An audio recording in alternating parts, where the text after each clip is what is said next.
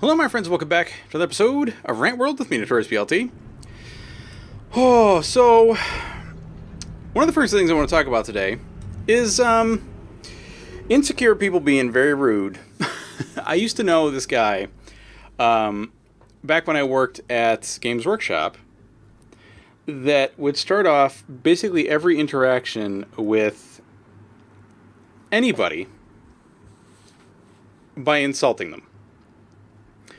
And the reason this person did this became very clear later was that he's very insecure with himself. And the reason I wanted to talk about this is because, and I don't think that all people that are insecure act like this. In fact, I think it's actually the minority, I would hope, that act in this manner.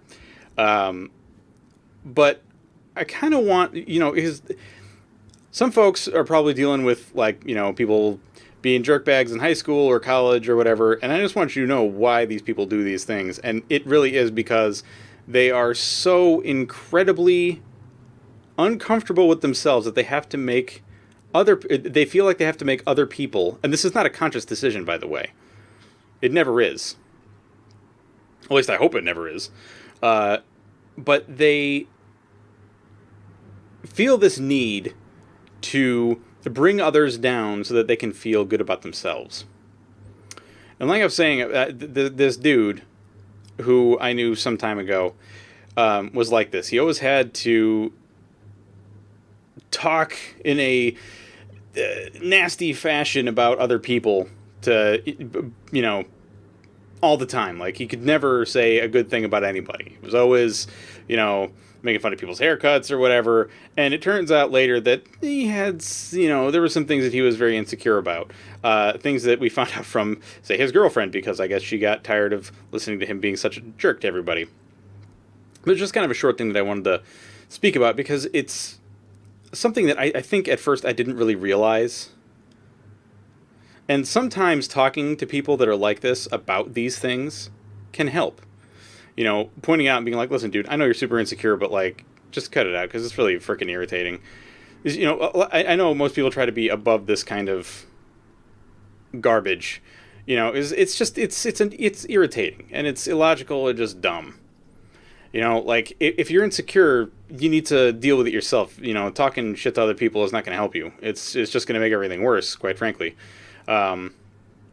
But anyway, off of this topic, this was just something I wanted to speak about. It kind of just like as a... God, it's a bad conversation starter, but it's something that I think needed to be talked about. So, this girlfriend and I were watching a little bit of YouTube the other day, and this commercial came on. I don't even remember what the heck the commercial was about, but it hit this particular thing that I absolutely hate so much. It is something that bothers me to the ends of the earth, and that is people who eat crumbly foods in bed. This commercial had this woman laying on a bed with, a plate of chocolate cookies, and you could see crumbs all over the bed. This wasn't a thing about, cleaning stuff. I was just thinking, why in God's name would you have this? This is just ridiculous. It doesn't make any sense. And it was a little funny, because there have been times when, girlfriend is, eating stuff in bed, and I'm just like, why? This bothers me so much. But, there were times where it was she was sick, so clearly I'm not going to say anything.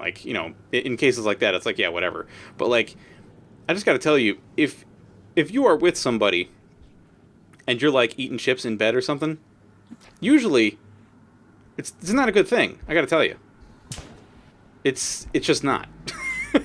Just don't do it. It's very bad. It's especially bad for us, and this is partially, I think, why she stopped doing it. Not the girlfriend used to do this all the time or anything. It's not like I was yelling at her or anything. That's not the case. It was more of I expressed my displeasure, and she was like, oh, okay, I'll stop doing that. And I was like, all right, cool.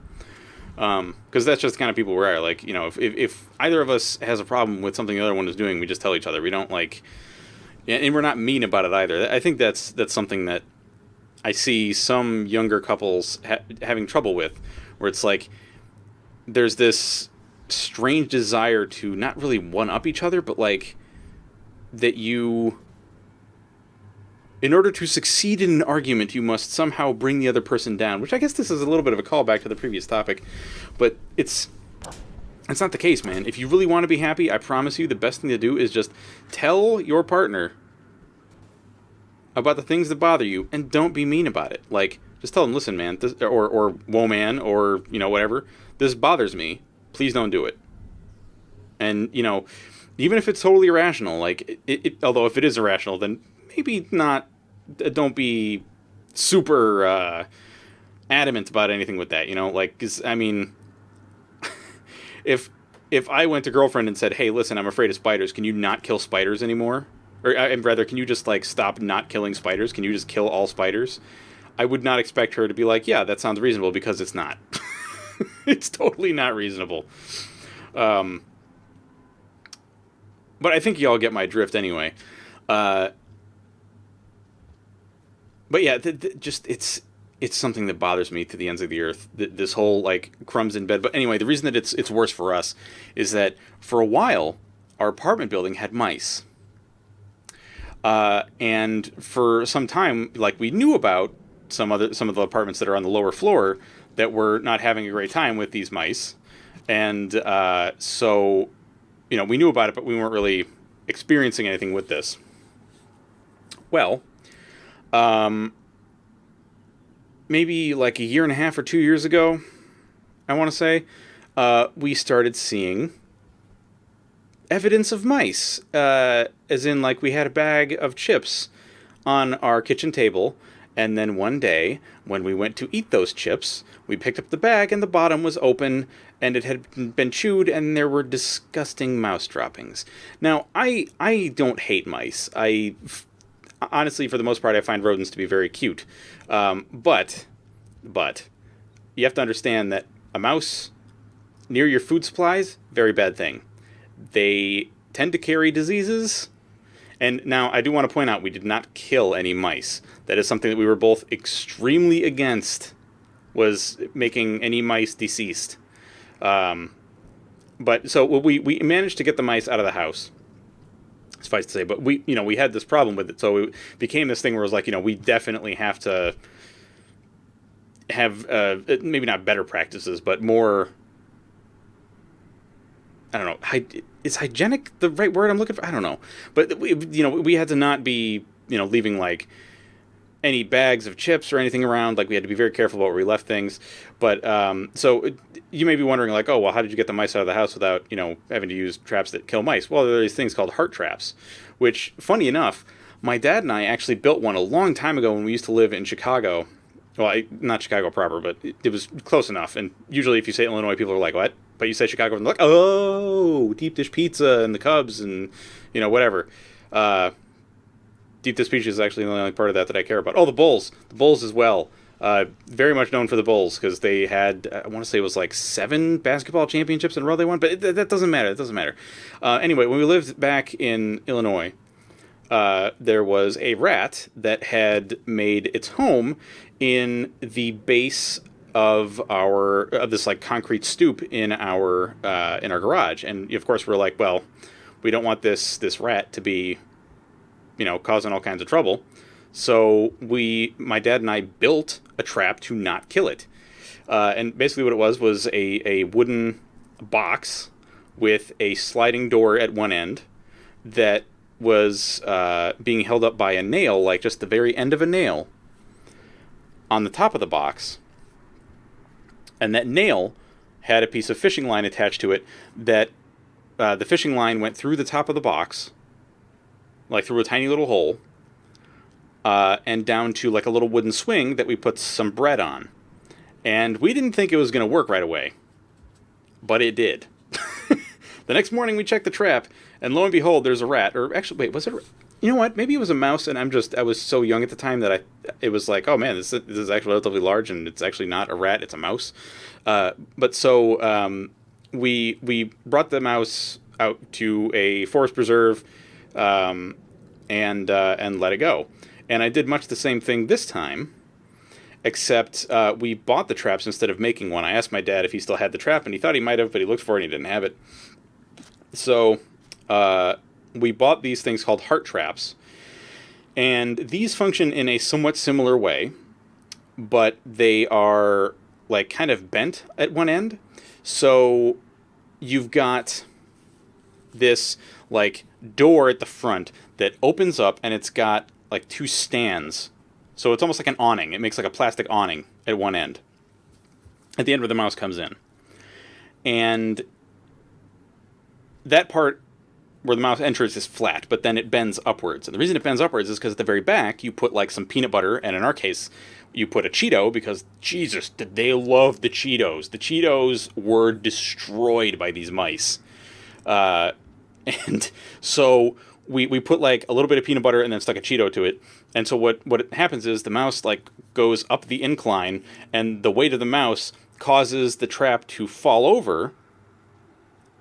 And that causes the front door, which was held open by those two little like legs or feet, to then close, because the feet are no longer touching the ground. So it just goes whoop and slides closed.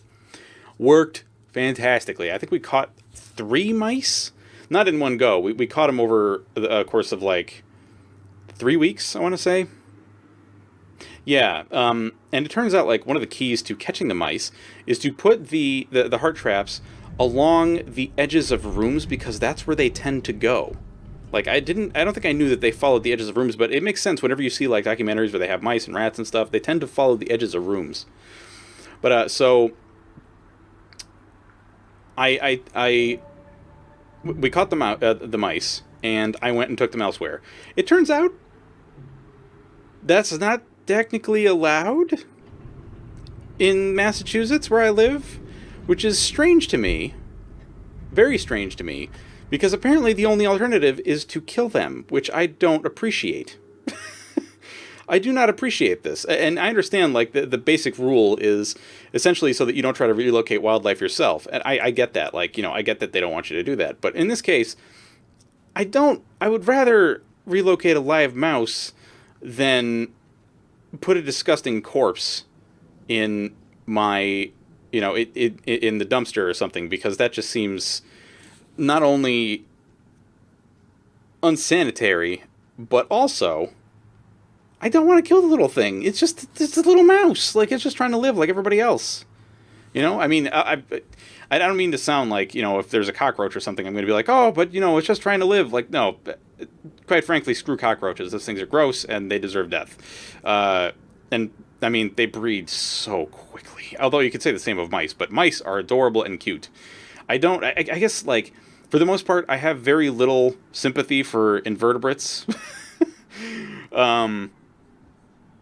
I mean, obviously, if, like, one of them is going extinct or something, like, if suddenly the squid population was so small, or, like, the octopus population was so small, that they were endangered or something, I would be like, oh, well, I'm totally going to rethink my stance on this whole situation. But then again, I mean, also, octopi are really smart. They are incredibly smart. Octopi, octopuses, they're both actually a valid way of saying it. Just that I prefer octopi because octopuses sounds like it might turn into something else.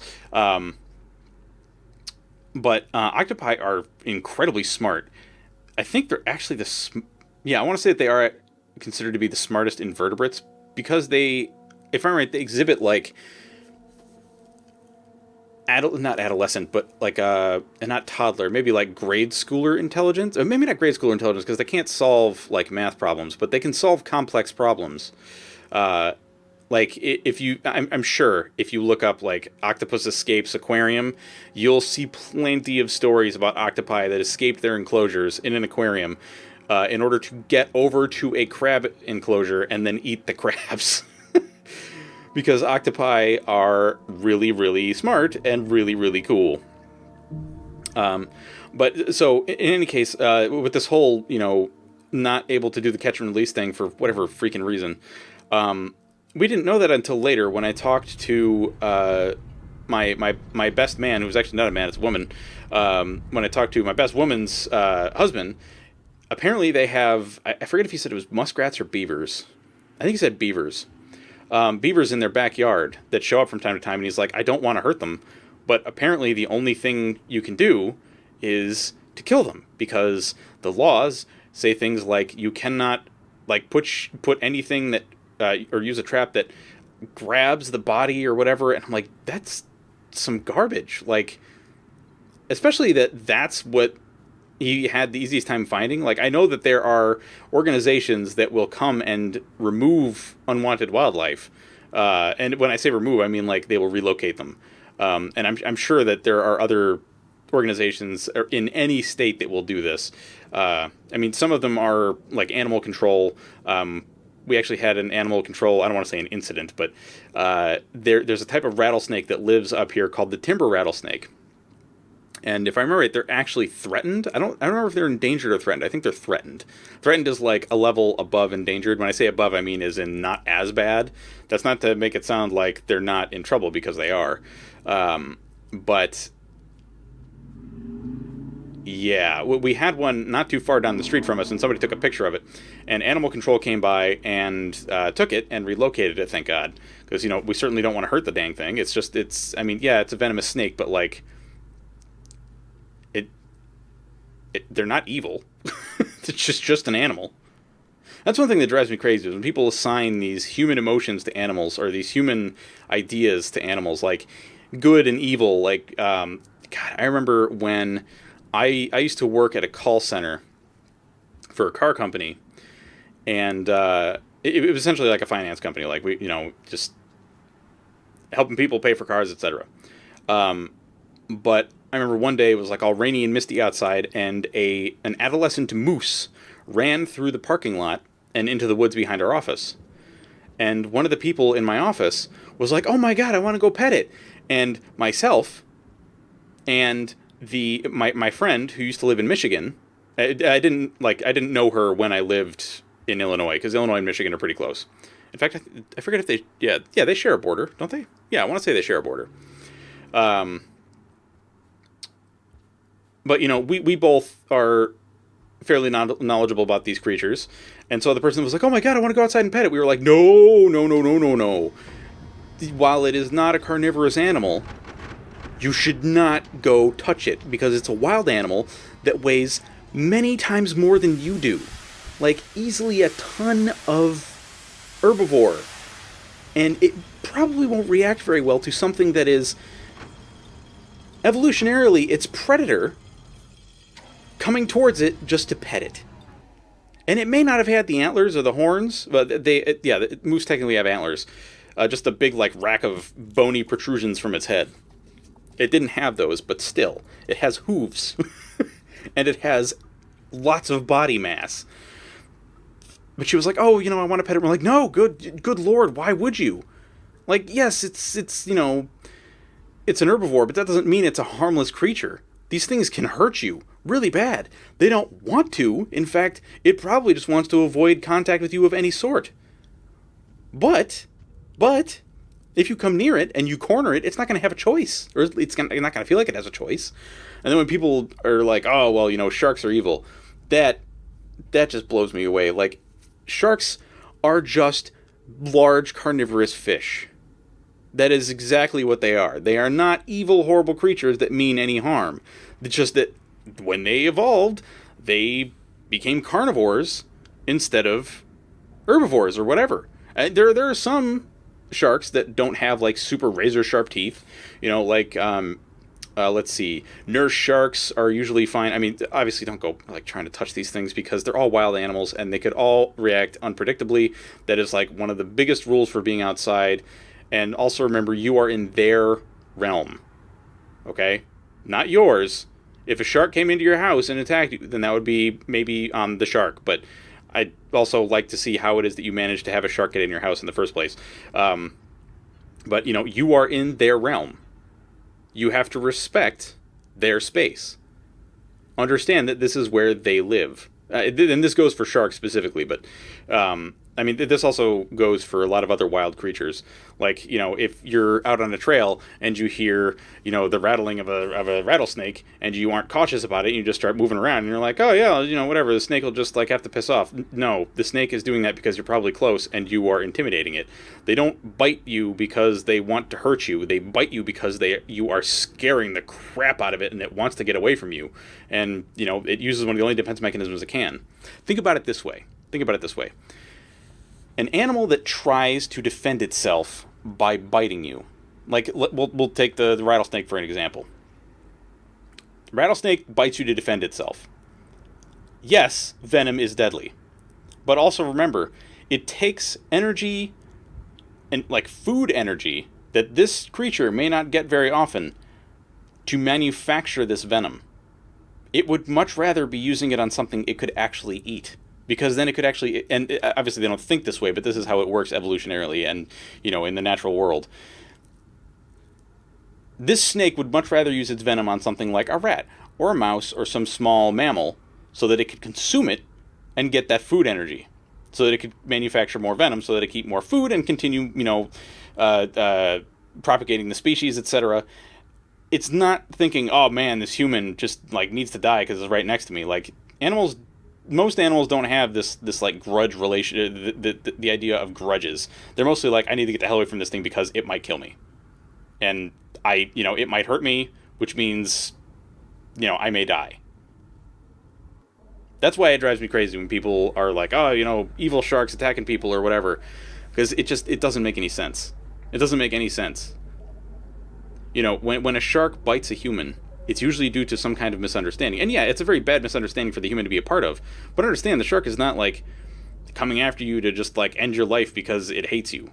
Sharks, when they bite people, it's because they're mistaking them for something else.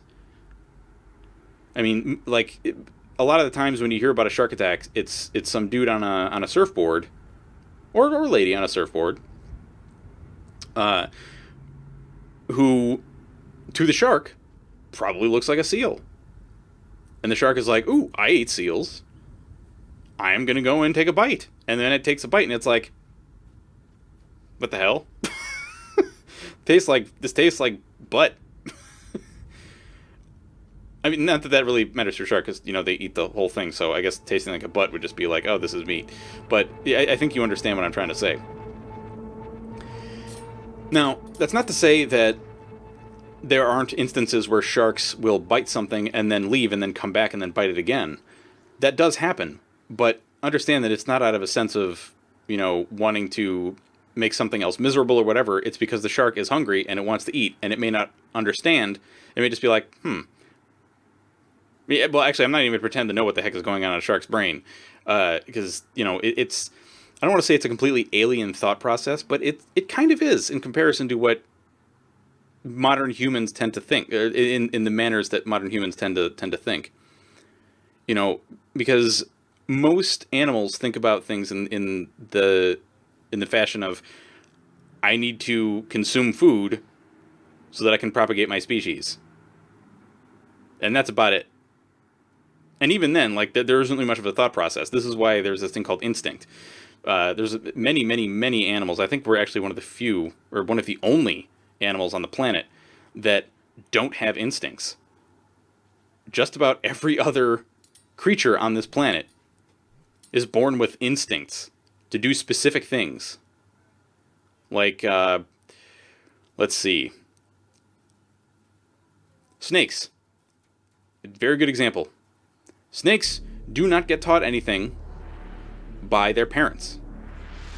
Snakes are born, and then they go out in the world, and they try to survive. And that's it. And this is all based on instinct. There's a lot of other animals that are like that as well. But there's many that don't function in that fashion. This is something that's, if I'm right, it's called RK selection. I forget why the two letters are used. But essentially what it means is that, and actually, if you've played Bloodborne, this is a really good example of, like, Bloodborne's basis, I guess, is in this idea of RK selection. RK selection basically says that some creatures on this planet will have gazillions of children. Gazillions is a big exaggeration, but you get what I'm saying. Like, think of mosquitoes or a lot of different insects. They don't care for their young. They just have a holy crap load of them, and then say, good luck, kids, you're on your own. And that's it. Whereas, if you look at something like the great apes, or a lot of primates in general, and many monkeys, I think, as well, and birds, they will kind of shelter and teach their young how to survive in the world before essentially sending them off on their own much later. Oh my god, really? Hush, you dang fire engines. Jesus, I'm trying to talk about animals and stuff. Good God. Christ's sake. Anyway. I don't even remember what the heck I was going on about this for, but... instinct, etc. So, most animals just have, and creatures have this instinct thing. And sure, there are some beings on this planet, some organisms on this planet that I would rather didn't exist. But that gets into a whole other thing about, what they do for the ecosystem, etc. And, I remember having this conversation with a kid that I used to work with. And I say kid because he was much younger than me. This is when I was in college. This kid was still in high school. I think he was in his sophomore year, and I was in my junior year of... No, it wasn't. No, I was in my sophomore year of college. So he wasn't that much younger than me, but it doesn't matter. And he was like, man, I wish mosquitoes didn't exist. And I was like, well... me too, but there's a problem with that. And the problem is that if mosquitoes didn't exist, then what, there's not, that means that either something else would take its place. And when I said take its place, I mean, would attempt to fill the space with its children. that fill the space that the mosquitoes have, try to fill the space the mosquitoes no longer occupy with themselves. Or the things that eat the mosquitoes would start to die off. Things like frogs, which we need. But I have trouble thinking of what purpose things like wasps serve. Because they always just seem like angry, irritable jerks whose only purpose is to be jerks. And yeah, they're the only ones. But if you know why, please let me know. Anyhow, that's going to do it for this episode, folks. Hope you all did enjoy it. And if you did know what to do, that's me from Notorious BLT. Hope you have a fantastic day. And I will catch you all next time. Bye-bye, folks.